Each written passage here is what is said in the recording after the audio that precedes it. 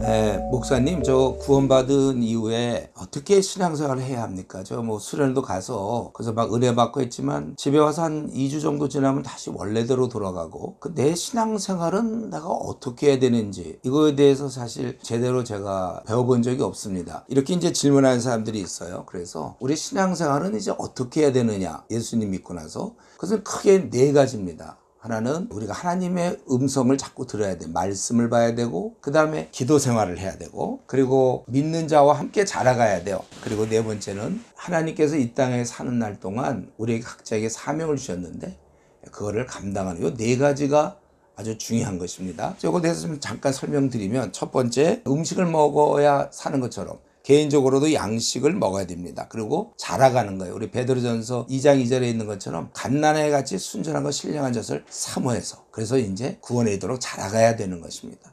오직 그리스도의 은혜와 그를 아는 지식에서 자라가라. 베드로 사도가 하신 말씀처럼 자라가야 돼요. 그러면 어떻게 개인의 양식을 먹는 방법은 무엇입니까? 우리가 아침에 일어나서 경건의 시간을 갖는 거예요. 보통 퀴트라고 그러죠. 하나님 말씀을 먼저 한 반장 정도 그렇게 읽고 그것을 묵상하고 거기서 깨달은 바를 실천하려고 생각하면서 기도하고 그 보통 우리가 그런 시간을 꼭 가져요. 그리고 두 번째로는 하나님의 말씀을 잘 알기 위해서 하루에 일정 시간을 내서 성경을 읽는 것입니다. 올해 성경을 내가 뭐 통독을 해야 되겠다 그래서 뭐 2번 하겠다 3번 하겠다 뭐 이렇게 마음을 정하면 그거에 따른 맞는 분량을 정해서 성경을 읽으면 되는 거예요. 그리고 이제 한 가지 더 우리가 성경을 읽어서만 가지고는 하나님 뜻을 충분히 잘 알 수 없기 때문에 성경 자체를 공부하는 거예요. 그래서 우리가 보통 그걸 PBS라고 많이 얘기하죠. 퍼스널 바이블 스터디, PBS. 성경이 있으면 성경을 이렇게 잘 살펴보고 이게 무슨 뜻인가 그걸 생각해보고 그 다음에 그걸 알았으면 그럼 내가 이제 이 말씀 따라 어떻게 살아야 될까 적용하는 그것을 우리가 열심히 해야 될 것이고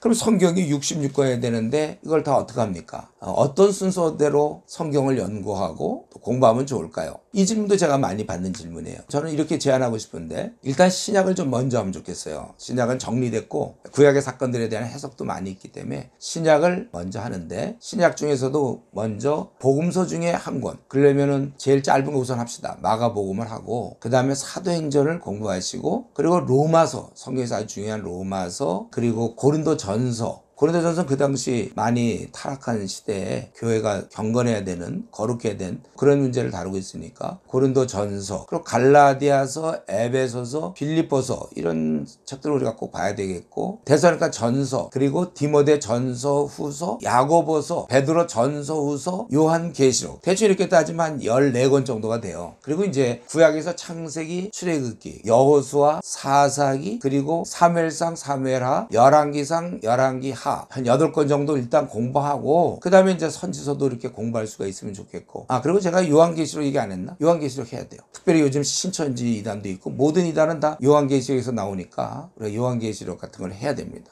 그런데 그걸 또 혼자 하기 너무 어렵다. 그래서 제가 하나 준비해 놓은 게 있습니다. 뭐냐면 박영동 목사 성경학교를 보시면 제가 창세기부터 요한계시록까지 다 설명해 놨어요. 그러니까 한번 그 앱을 찾아서 자기가 공부하면서 옆에다 두고 들으면서 생각하면서 그렇게 공부하면 좋을 것 같아요. 구원받은 이후에 신앙생활을 어떻게 할까? 두 번째로는 기도 생활을 꼭 해야 됩니다. 이거는 하나님과의 긴밀한 소통, 대화예요. 그래서 우리가 기도 생활은 어떻게 되냐면 아침에 잠깐 일어나서 기도하고 자기 전에 잠깐 기도하고 이런 걸 하는 게 아니라 하루 중에 자기가 좋은 시간을 정해서 30분이고 1시간이고 교회가 있으면 좋죠. 교회 가서 아예 30분이고 1시간 아예 기도하면 좋습니다. 그래서 아예 습관으로 만들고 기도할 때는 뭘 기도하는 거냐면 하나님께 감사를 하고 그다음에 자기가 잘못한 거 회개하고 본인이나 주위 친구, 가족 동료들 또 우리나라 세계를 위해서 중보기도 할 수 있는 거예요.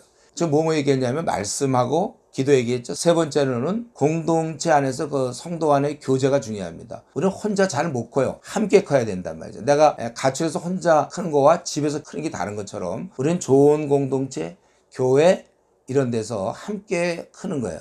또 우리가 은사가 다르기 때문에 서로서로의 은사가 필요하고 성경에서는 우리가 서로 돌아보아 사랑과 선행을 격려하라고 그랬고 그리스도의 말씀이 너희 안에 거한 후에 피차 가르치고 권면하라. 혼자서는 안 됩니다. 우리 축구도 혼자 잘 뛰어서 안 되잖아요. 여러 명이 팀을 이루어서 잘해야 되는 것처럼 우리 신앙생활도 이렇게 좋은 팀을 이루어서 해야 되는 것입니다. 그리고 이제 마지막으로 네 번째는 이렇게 자기 신앙을 유지하고 이러한 신앙 속에서 우리가 영적 운동이라고 할 수도 있는데 하나님이 우리를 이 땅에 내실 때 각자에게 주신 사명이 있어요. 우리가 그 사명을 잘 감당해야 되는데 대표적인 게 바로 가서 모든 족속으로 제자를 삼으라 그렇게 말씀하셨기 때문에 힘써서 우리가 제자를 삼다 보면 우리 신앙이 잘 자라게 되고 실제적이 되고 그리고 우리가 실제적으로 내가 구원받았는데 구원받지 못한 내 가족과 친구들한테 너무 미안하잖아요. 나 혼자 천국 간다면.